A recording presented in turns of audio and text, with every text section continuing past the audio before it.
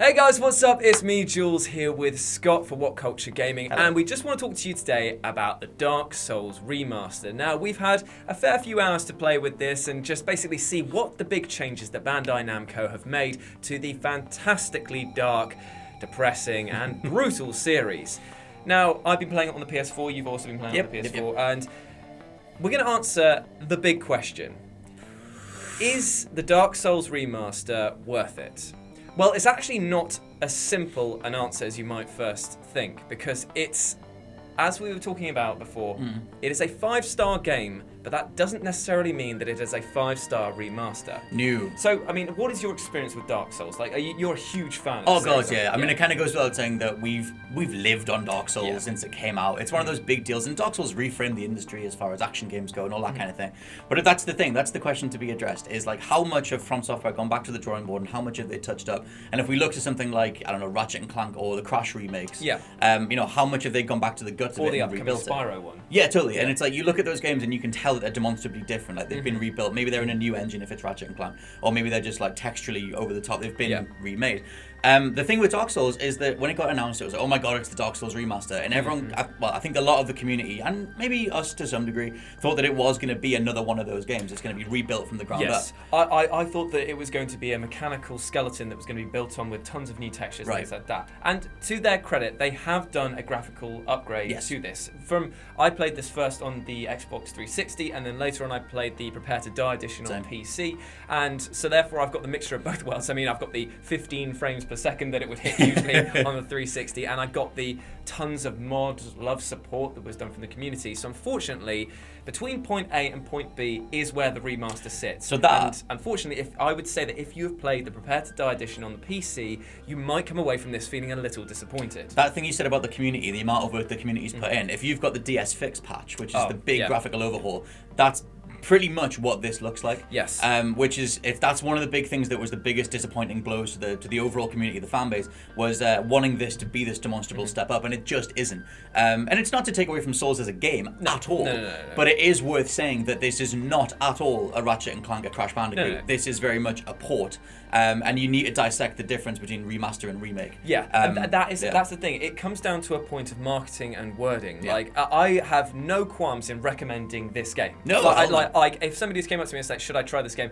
Definitely. It's still Dark Souls. Like, if you are brand new to the series, this is the perfect way to get started because the gameplay itself does not change. They've made a few tweaks brought from Dark Souls 3 and 2 they put across, like being able to hold down, immediately selecting the first item in your inventory list. The fact that when you pick up new items, it doesn't add it directly to your inventory, which could be quite confusing for some players. I didn't like that, but I'm just saying that there are some things that they've done. They've added a new bonfire next to one of the blacksmiths, so for easy travel for later game. It's things like that that are fine. And a lot of work apparently has gone into the online stuff, which unfortunately the beta crowd did tear apart a bit. They said that it was a bit like backstabby, ganky. Well, the thing with that's another thing. That one of the most baffling things, just to quickly point out, is that some of the weird glitches and bugs and exploits that are in this aren't in the most recent edition of the 360 version. Yeah. You can spam backstabs in PvP, and they removed that from the 360 version. So, but they have said that there is a big day one patch coming. Yes. But it is strange to see that the version of the game that they have basically founded this remaster on was not the current fixed most patch version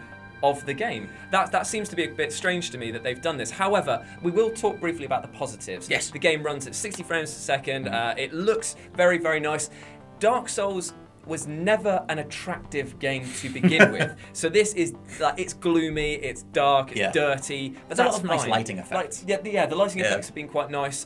They've done some nice hues on like some particle effects. The fire looks quite nice now as well. I think that looks good, but it doesn't change the fact that the texture maps for the grass and things like that, they still look pretty sort of claggy, and they look more like moss than actual than grass. The thing is, like, I can totally see the argument for it. There should have been more. I think that if you're FromSoft, then I mean you have to argue their intent with it. So it's like if they change too much, it's not going to be Dark Souls. And they did the customary 60 frames per second thing. I wish they'd done other stuff like the way the inventory's handled. I wish you could compare things easier and things like that. Personally, I prefer the thing from Dark Souls 3. That to me was the perfect UI interface. I enjoyed that quite a lot. So I would have liked to have seen that brought back. Yeah. And it's like it's one of those things where they have these other sequels that improved in key areas, and it's like how much do they want to retroactively apply those future lessons to the old game? Does that change what Dark Souls is? I mean, something like Blighttown is now 60 FPS. Fine with that. See, no, I know, but I've seen a load of people saying, "Oh no, I want the official experience. I want it to be like I don't know if I want it. And, like, I don't know if I want it or not. I mean, they could have added in like a haze effect or something like I that. wish to they make had it seem something. stinky, as it Yeah, were. I wish they had something in the options, be like original Blighttown experience or something. Because we all went through that, and it's stupid. It's the most pernickety thing. And I honestly, if I'm being completely honest, I don't want horrible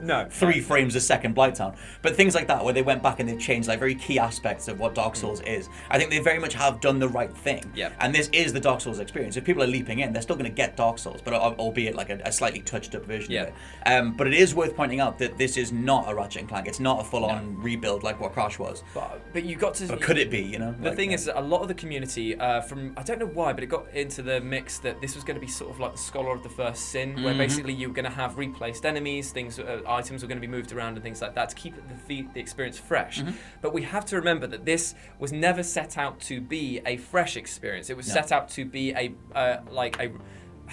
it's hard to say remaster, basically a mastering version of it. Like basically the tweaked and perfect thing, their version of the game of the year every year. That's what they wanted this to be. So if you're coming into this thinking, oh, I'm looking for a brand new Souls experience from Dark Souls 1, you ain't gonna get it. No. It's gonna look slightly better, maybe slightly worse depending on what mods you've got on in your PC version. The PvP is yet to be sort of like patched and fixed because we can't play online at the moment because of the fact that it's not been officially released, so we can't do that. But in our beta experience, have to admit, a lot of bugs in that, so hopefully that gets fixed. It may sound like we're ragging on this game, but what we're actually saying is, it is great. Yes. As I said before, 5-star game, maybe a 3 to 4-star remaster. I think the biggest problem with it is what the term means with remaster, and I think they not messed up, but they could have done better when they first announced the Dark Souls remaster, because we had to clamor for any footage, and it was like trying to like parse out different highlight reels and sizzle reels to be like, was that the Dark Souls remaster? Like a few seconds of it. Yeah. And I think they could have showcased what this is from day one and completely avoided any of the controversy. Yeah. Because you've let this fan base build up, you've let people have all sorts of assumptions, and granted they're going to bring them across from sequels and feature mechanics and all that kind of thing, and that's what's ended up shooting them in the foot, because people have gone, oh, so it is just a remaster. I think of it more as when a DVD comes out in HD. Yeah, like it's just that really. Like there are very few things. They've gone to the guts of some of it, but not in any really meaningful capacity, unless you're really looking for it, like you said, with inventory management. However, what you get here from the list of features that they have tried to improve looks to be, once they get it fixed, a better multiplayer experience that they're intending to do. They've moved things like you can have up to 6 phantoms, like you can have all these different battles, like that is a huge part of the Dark Souls thing, but unfortunately we can't pass opinion on that yet because we haven't had access to all of those online bits yet. But this is the thing. Would I recommend it? Yes, I would, because it is still Dark Souls. It is still the game that basically got me and so many others interested in this FromSoft series. Unfortunately, I never played Demon's Souls, and then I did it retroactively. I would love a remaster of that. That would be nice for people who haven't had the chance to experience this. But when you think that Dark Souls on PC can go down to something like £5 in the sales, and all of the support that you get from this, is it worth paying £30 or $40 for this? I can't. That's up to you. That is up to you. But I'm just making you aware that you're not really getting a huge bang for your buck at the moment. Yeah, it's also worth pointing out that the original Souls Prepare to Die edition is on backwards compatible on Xbox One. Yeah. Because when this was installing, I went back and played the original one, so I could literally go opening scene to opening scene see what it was like. Yeah. And that was one of the most eye-opening experiences of just how much hasn't changed or whatever in terms of the guts of it. But you know what? I haven't played Dark Souls 1 in about a year, so going back for me to play this was a charm. I am in love with Lord Runagain. I just think that it's very, very fun. It's hard to say. It's like a beloved movie in a new render. Yeah, I hate criticizing it. In a way. Like it's kind of like my favorite film of all time is The Shining, or John Carpenter's The Thing. Let's just say John Carpenter's The Thing. Good shout. If they were to bring out, which they do, another remastering, another one of this, I will be like, but it is the same great film, but my diminishing returns. That's what this comes down to.